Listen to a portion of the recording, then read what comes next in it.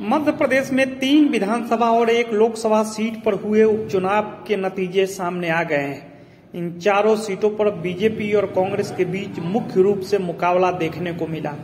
इन 4 सीटों के लिए कुल 48 उम्मीदवारों ने चुनाव लड़ा था। राज्य में उपचुनाव के तहत 30 अक्टूबर को मतदान हुआ था। जीते हुए उम्मीदवार जीत का जश्न मनाते देखे जा रहे हैं। सतना की रायगांव विधानसभा सीट पर लंबे समय से वनवास काट रही कांग्रेस की वापसी हो गई है। कांग्रेस की कल्पना वर्मा लगभग 12,000 वोटों से चुनाव जीत गई है। खास बात यह है कि कांग्रेस ने ये सीट बीजेपी से जीती है। इस सीट पर बीजेपी और कांग्रेस के बीच कांटे की टक्कर देखने को मिली, लेकिन अंततः जीत कांग्रेस के पाले में गई। वहीं जोबट विधानसभा सीट पर बीजेपी को बड़ी कामयाबी हासिल हुई है। यहां हुए उपचुनाव में बीजेपी प्रत्याशी सुलोचना रावत 6,080 वोटों से विजेता घोषित की गई। बीजेपी ने विधानसभा चुनाव में कांग्रेस के खाते में गई इस सीट पर उपचुनाव में जीत दर्ज की। खास बात यह है कि बीजेपी ने कांग्रेस से ये सीट छीन ली है। इससे पहले ये सीट कांग्रेस के हाथ में थी।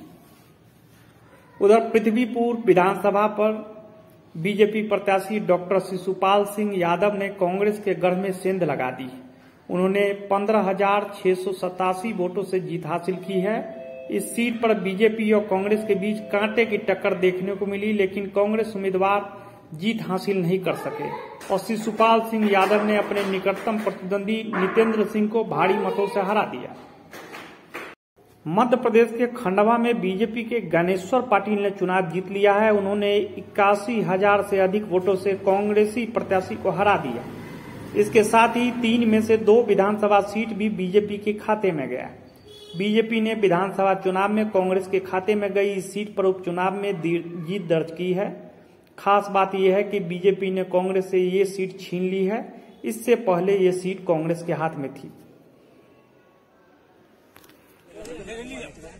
ठीक है, जो परिणाम मध्य प्रदेश में उपचुनाव में आ रहे हैं, मत बोलो, कुछ मत बोलो।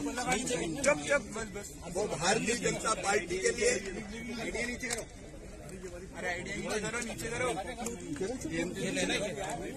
मत बोलो। जैसा जन समर्थन जनता ने दिया है वो अद्भुत भी है और अभूतपूर्व भी है।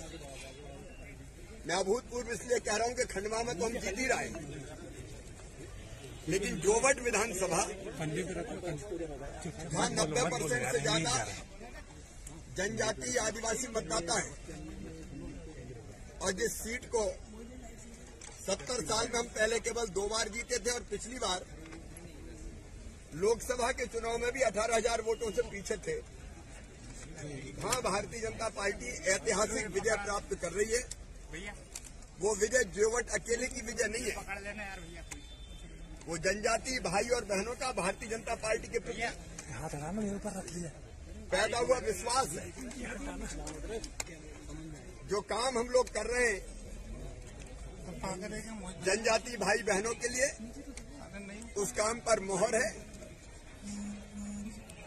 खंडवा, पृथ्वीपुर, जोबट सचमुच में अगर देखा जाए तो हमारे प्रधानमंत्री जो वैश्विक नेता है श्रीमान नरेंद्र मोदी जी, उनके प्रति जनता का प्रेम, जनता का विश्वास और इससे भी आगे बढ़ के जनता की उनके प्रति श्रद्धा का भाव है। केंद्र सरकार ने जो काम किए हैं, चाहे कोरोना कंट्रोल का सवाल हो, आत्मनिर्भर भारत का सवाल, निर्माण का सवाल हो, समाज के अलग अलग वर्गों के कल्याण के काम हो, वो जनता की जिंदगी में बदलाव लाने वाले हैं। ये प्यार और आशीर्वाद प्रधानमंत्री जी का समर्थन है, उनके प्रति विश्वास है। भारतीय जनता पार्टी के कार्यकर्ताओं ने, संगठन ने और हर एक कार्यकर्ता ने जो परिश्रम किया, उस परिश्रम की विजय है।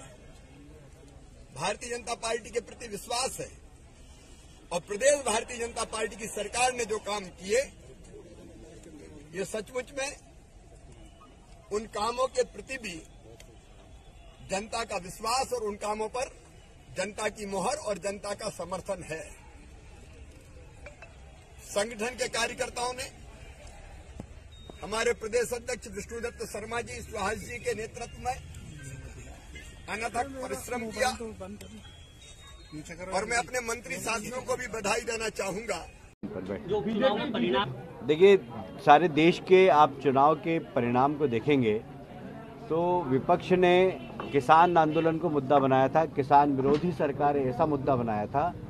और मैं समझता हूं कि इस उपचुनाव ने मैंडेट दे दिया, क्योंकि अधिकांश सीट पर आप देखेंगे, चाहे मध्य प्रदेश की हो, चाहे बिहार की हो, चाहे आसाम की हो, ग्रामीण क्षेत्र की सीटें थी, किसानों की सीट थी, और सारी सीटों पर, अधिकांश सीटों पर एनडीए आगे है। इसका मतलब है कि मोदी जी को किसानों ने अपना समर्थन दिया है इस देश में, तो ये सीधा मोदी जी का श्रेय जाता, मोदी जी के नेतृत्व को श्रेय जाता।